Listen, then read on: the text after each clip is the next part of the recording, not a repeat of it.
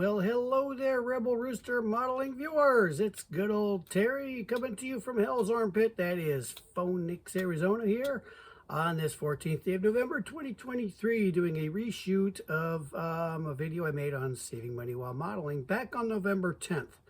So being that November 10th, this is kind of a November 10th, but a redo on the 14th, I want to wish once again a happy birthday to the U.S. Marine Corps. 270 something year, whatever 2023 minus 1775 is. Having been an enlisted Marine myself, I'm not good at public math, so I'll just spare myself the humiliation of playing with numbers and get on with this video.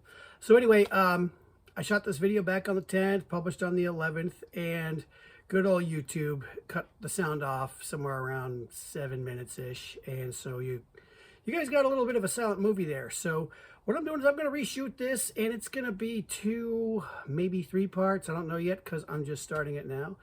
And I'm going to try and break this down into construction and then finishing and painting on the second part. And if something doesn't fit in any of those, maybe a third part. I just don't know at this point. And you'll probably see a couple things twice because they're good for both construction and for finishing. So my apologies if you see a couple things twice that you didn't want to see. But anyhow, let's move right on with it. Here we go.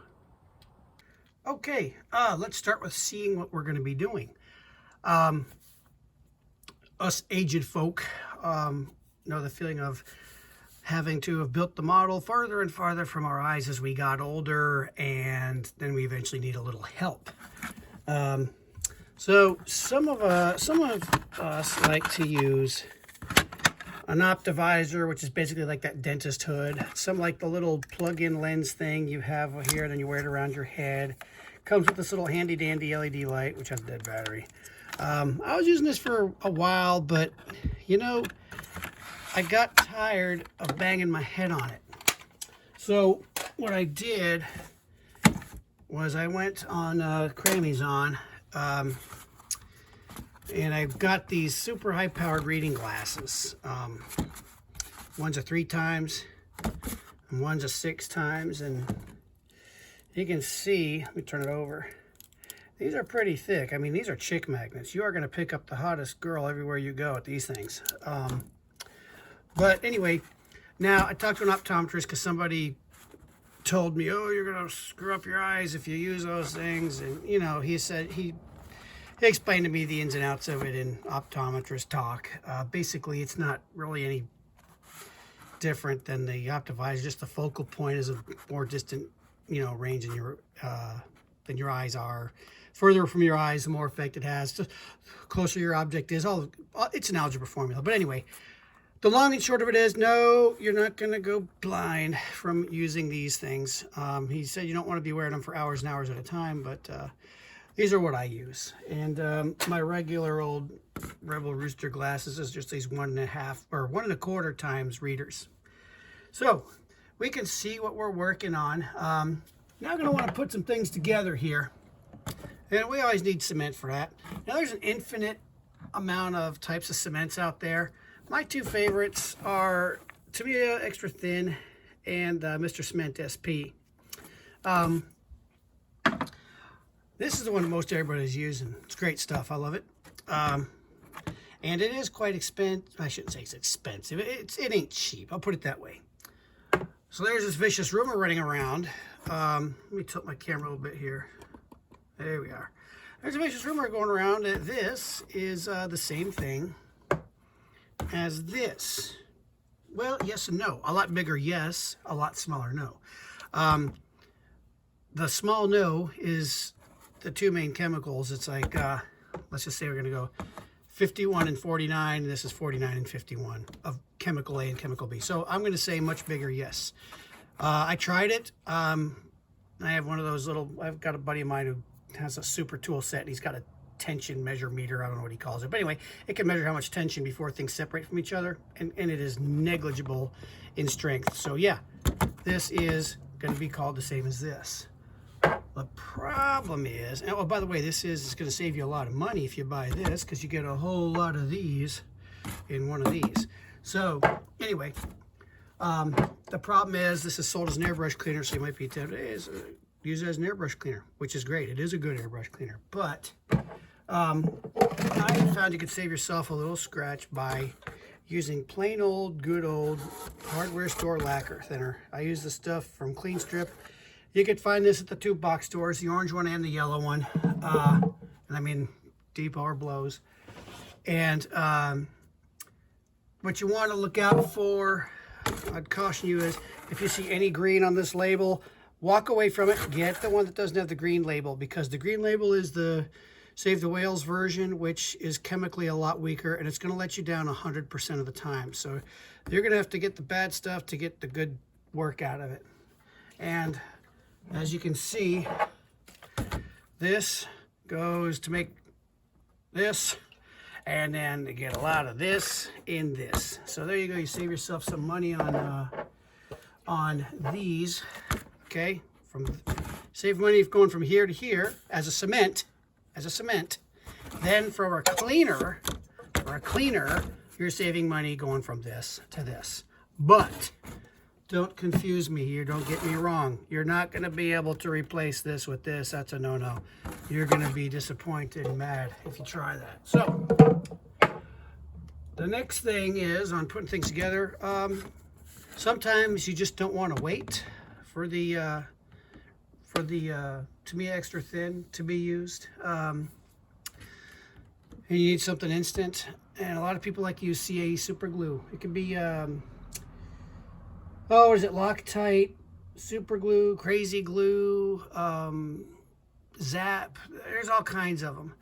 And I've tried them all. And they're all good in their own way. But the problem I have with them, because I keep everything out here in the garage in Hell's Armpit, and it can range from 130 in this garage to the upper 20s, depending on what time of year it is.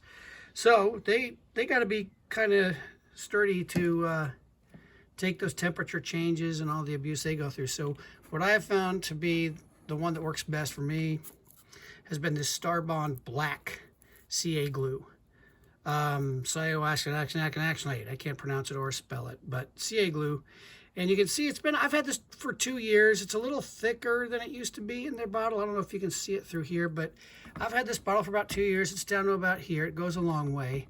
And it's got pulverized rubber in it. And what the good that's going to do you is regular super glue, the clear stuff. It dries good and hard and fast, but it's brittle. So like if you drop the part, it's going to snap. It's going to break because the glue is brittle. It's not made for that type of impact. This stuff will take it because that pulverized rubber will keep it where it has just a butt hair of give. Nothing you're going to be able to see, but something you'll know it when you experience it. And it also sands much nicer. The regular clear CA glues, you got to sand that stuff pretty darn quick after you've used it. And I've used this on things and waited a couple weeks to sand them, and it sands just really, really nicely. So that's a good one to get your hands on. Here's another picture of the label. And it will work well with your various kickers that make it instantly dry. So it's really good for that. If you get it where you don't want it, Q-Tex will take it off. There are debonders sold for CA glues. I've tried one of them, only one, and it worked, but the thing was it dried a little bit too quick. And hey, who doesn't like the smell of nail polish remover, right?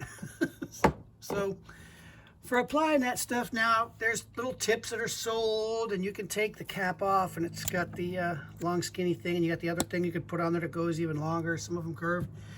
What I do is I just take the whole top off, and I apply it with one of these little dental brushes. You can go to Hobby Lobby and buy these and get like 5 for $3.99, or you can go on Crammy's and look into dental supplies. It's usually where they'll sell these. If you put dental micro brush or dental micro applicator, you'll find many of these, and you get, oh gee, I don't know guys, I got mine in bags of 50 for just a couple bucks. The thing you want to watch out for is, and I wouldn't really say watch out for, but just be aware of, is the smaller ones like this. These tips, they snap off really easy. So you want to be careful about how hard you press with them. So watch out for that when you're using it.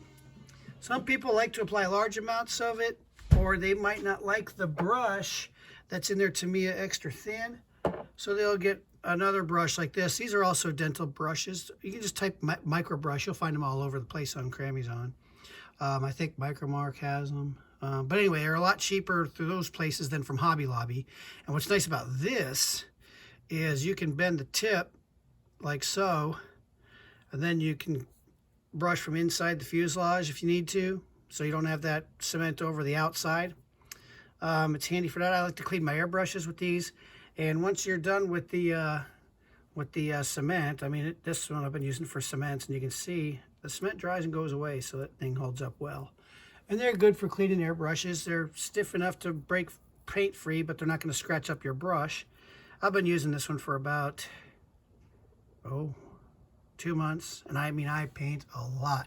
So they hold up pretty well. So there's those. Now we're gluing things. We're going to want to kind of hold them together too. Some folks like to use rubber bands. Some folks like to use tape. Some folks like to use clamps, which I have up here, but I'm looking for and I can't find them. But let's start with what I can find right now, and that's the clothespins. Some people like to use clothespins. They come in different sizes, and for you street people, they make great switchblade knives. So you can defend yourself too with them. And I'm trying to find those two clamps because I really wanted to show you something with them. I guess I'll have to take a break in a little. Oh, here they are. Never mind. Here they are. So these little clamps, you see these everywhere. They go for the range of about $3 for $1. They have this size and they have a bigger size. They're a little more expensive. And I like these a lot. They're really good. But the one thing that's a problem with them is, let's say my hand is the back of a wing. Okay? And you clamp it and these little orange things, which love to fly off, by the way, you can snap them back on. But they just love to, when they have an angled something, to just fly off on there and just go somewhere, and it really kind of pisses you off. So what you can do, and you can get any kind of glue that dries kind of rubbery, this E6000 stuff, or this 3-in-1 fabric glue, or even a little drop from a hot glue gun. And what I'll do is hold one open, clamp it with another, put your little drop of glue after you picked it up off the floor and dropped it, like I just did. Put your little drop of glue on there, spread it around, leave it open for a couple days so it dries good and hard, because you don't want to let it clamp shut when the glue isn't completely cured, because then it's going to stick to each other. And that will create a little bit of a grip so it won't go flying off for your part that you just put together. Okay, so that takes care of that. Now, hobby knives for cutting. Now, there's two camps on hobby knives. Sorry, I bumped my cheap stand here, because the only way I can set it up is to be right in the darn way. There's X-Acto camps and there's scalpel camps, okay? I camp in both camps. I was leery of the scalpel blades because people say, "Oh, the scalpel blades are so much sharper." Oh, it sounded kind of like, I'm a doctor. I use scalpel blades. But actually, I've come to like these a lot. They're a lot more durable than I thought they would be, and they're a lot sharper. What I really like about them, and let me pull my scalpel up here and I'll show you. There it is the way the tip is shaped. You can see it comes up and then comes back, and it's rounded. So when you're cutting, let me zoom in here. When you're cutting something, you got a lot more control to where you want to stop. And if you're short of it, you can just tilt it to where you want it to stop, see? Whereas with a traditional X-Acto blade, it's kind of guesswork that you're stuck with. And you have to cut back, which sometimes grabs and pulls more material than you want and just causes you other headaches. So I like the scalpel blades where I can, and these are great for cutting decals.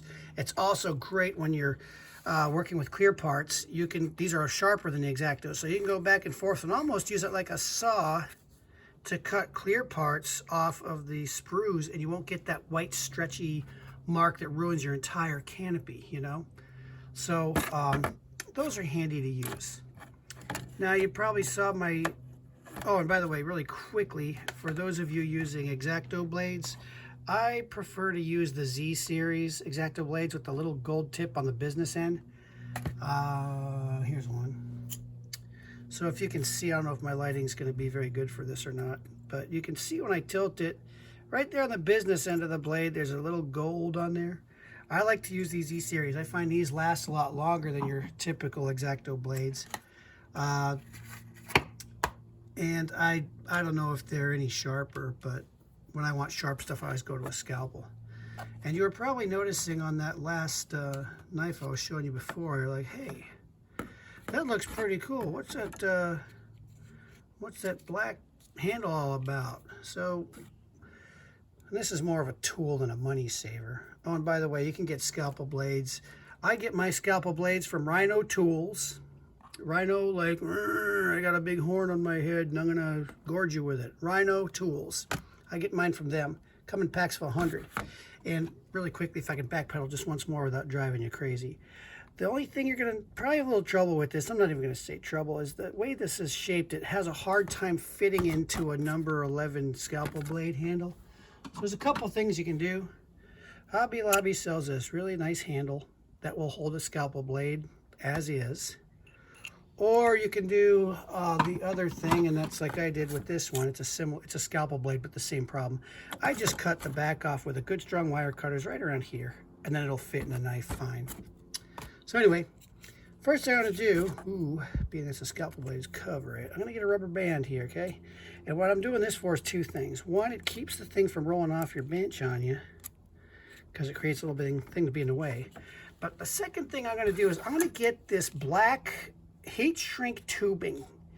This is going to be found with electronics. You can find it at Harbor Freight, Home Depot, Blows, wherever you want to go. You can even find them. Guitar, what is it? Stu Mac, the guitar, the guitar parts place. They'll sell these anywhere that sells electronic stuff, solder sets. They'll have these, and I'm going to fit that over it. Next, I'm going to light it up, and this is going to shrink. Now that's a flame there, isn't it? You see it shrinking down to size? It's going to shrink down really nice and tight. There you go. Good old Pyro Terry's work is done. And it shrinks down nice and tight to the blade. It's wrapped around a rubber band, and I guarantee this is not going to roll off your bench. And it feels really good in your hand with that rubber grip. So there's those on the cutting side. And for seam, these little things, I find these are made by Meg Ammo. I can't remember what they're called. They come in packs of 5. I get mine at Andy's, andyshhq.com. And they come in packs of 5. And these are great for a couple things. These are great for rescribing panel lines after you've sanded them off. These are also good seam scrapers because they're kind of arched, especially over fuselage spines. They're rounded, so you're not going to have a lot of trouble getting that seam worn down without flattening out. I mean, it'll wear that seam down without flattening out your fuselage spine. Also pretty handy for the fronts and wings. Pretty durable. I've been using this, like I said, they come in packs of 5, but I've been using the same blade for quite a while. It's pretty tough. Another thing on cutting is a good set of cutters. A lot of people like to call them nippers. I've had this same one. I think this is made by Tamiya. I think it's made by Tamiya. Let me see. It says for plastic. Okay. I'll bet this. Here it is, Tamiya. I think this is made in, I think this part here says, oh, now it's not going to show me. There you go. I think that says made in Japan. I have no idea. But it's made by Tamiya. I've had this set for about 15 years. I have a second set. It's just a little smaller. And this is for the super small cutting I'm going to do. And you can see I've beat this up pretty bad. It's got a little gap in the back. That's actually a reflection in the front. But in the back, I got a little bit of a gap where I tried to cut a wire with it like a ding-dong. But these, if you take care of them, they're going to take care of you. And they're not cheap, but they're going to last you a long time. So you buy a set of wire cutters, and nippers. There's another one that's really, really good, God Hand. But these Tamiya, God Hands, whoever you buy it from, it's probably going to run you 40, 50 bucks, maybe 60. But it's going to run you on average, if you keep them, if you take good care of them, they're going to last you at least 10 years. So you're talking about, you know, what, 50 cents a month maybe, if it's that much. It's not going to be bad at all. These can come later. If you have a diabetic in the family, or you live near a meth camp like I do, I could just find these on the ground here in Phoenix. These syringe tips. These are good for a lot of things. They're great for starting holes, poking holes, and because of the way it's shaped, it's not going to make a weird thing when you drill a little hole with it like an X-Acto knife would. Another thing I do with them is I actually saw it so it comes out perfectly round. I have a little razor saw I use, and it becomes a perfect round tube there, and I use that to poke in and make Zeus fasteners where I've sanded off the detail when sanding. And speaking of holes, these little drill sets, if you guys have Dremels, these will fit your Dremels. You might need another collet, but they will fit your Dremels. I use a cheap little Chinesey power tool. And I get these. These are made by Union Tool. I got these on Cramizon.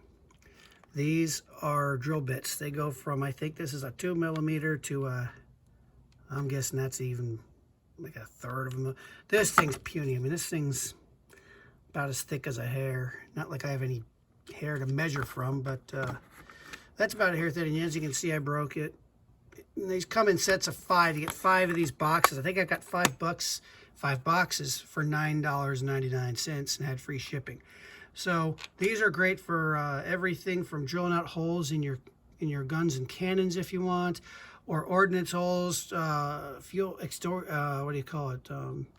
Drop tanks on the bottoms of the airplanes, antenna work. I mean, just endless things you can use these for, and they're great and they're not too expensive either.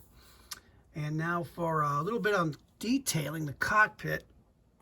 Some people, and gear wells, like people, a lot of people like to put plumbing and wires and those kinds of things in there.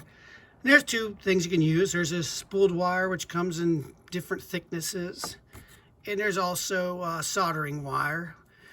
And I use both depending on, you know, what I'm using, what I'm doing with them. But I generally prefer, when I want strength, I use the stuff on the spool. And when I want it to behave itself, I'll use the solder. And here's why. The solder, you put it in a shape once and it stays there for you. See? It'll do that for you. This stuff on the spool has a memory, and it just wants to return to that memory, which is why when you pull it out of here, it does this number here. It makes that little bird nest attempt on you. But the other thing I don't like is you can't straighten it out well. It wants to keep a kink in it. So like if let's say it got bent and I try to straighten it out a few times here, like scarred up, nasty ass hands, sorry. But you see, it's really hard to get this straight again. It just doesn't want to do it. Whereas your solder's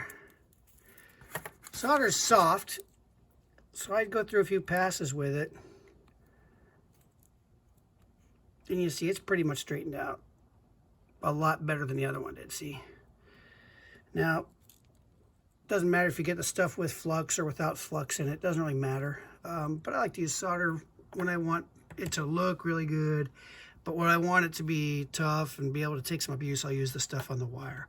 I don't use this stuff for antennas. I'll show you what I use for antennas later on when I get to finishing and painting. And then once we've finished our construction, we're going to want it to be pretty smooth, right? We don't want it to have a rough plastic. So I go to Harbor Freight for the really, really rough stuff. I just have a file set I use. This is a cheap file set. I mean, it's Harbor Freight. Come on, you know.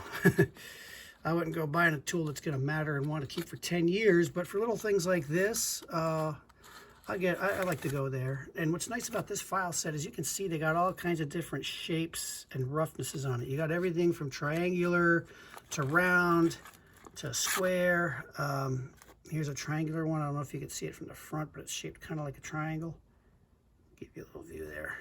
Make it focus with my finger.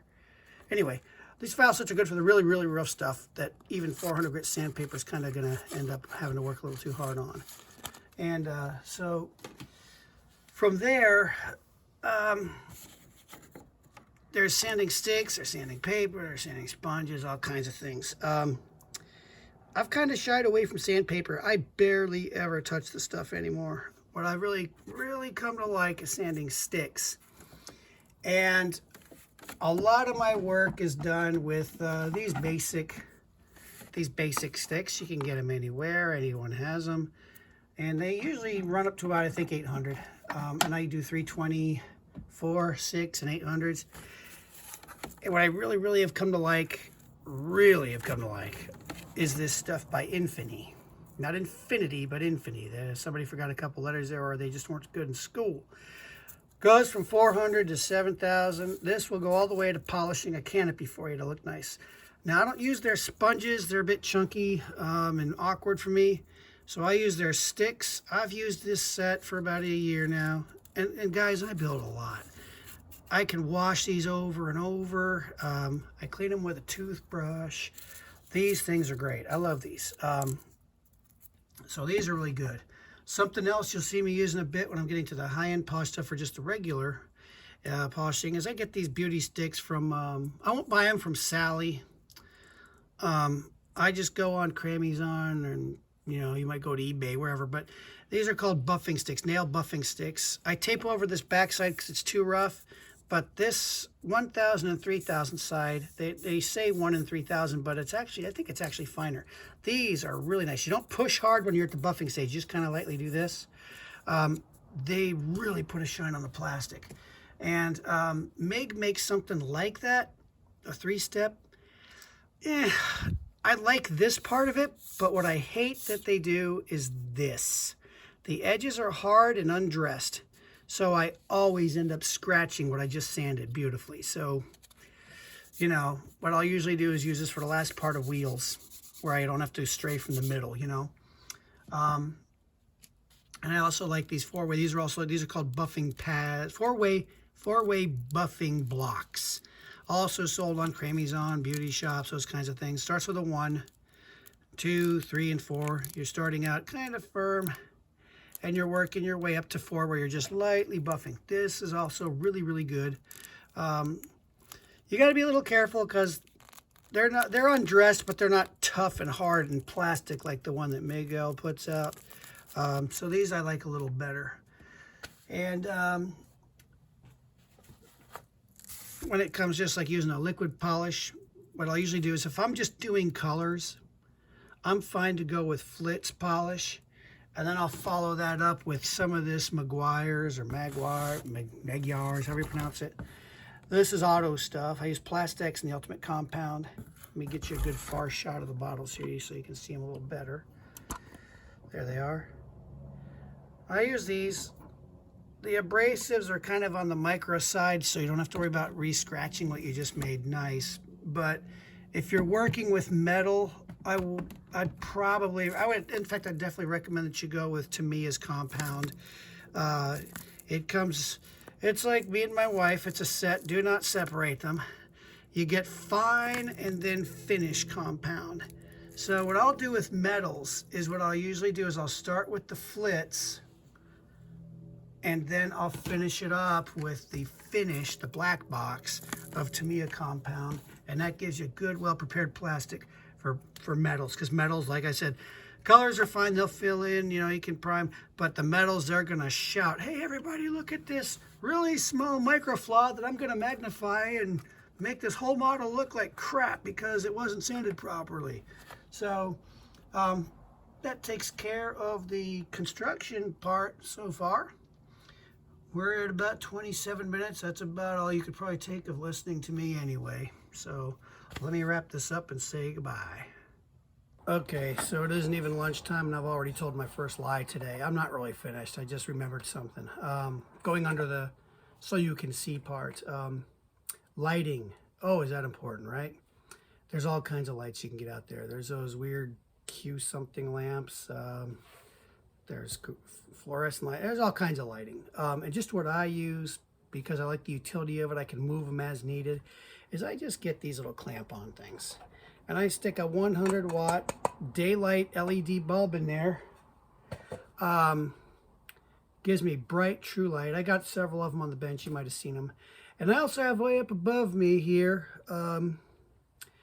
you know, they're kind of like flower petal lamps. They're LEDs, and they open up 3 ways like this. So it's like, it looks like one when you fold it, but then it opens up and there's actually 3 of them. It's like paddles. Kind of looks like a miniature ceiling fan, except it's a light bulb. And again, 100-watt equivalent daylight LED. Gives me great light. Fantastic lighting. I love that stuff a lot. Some people like to mix bright white with daylight.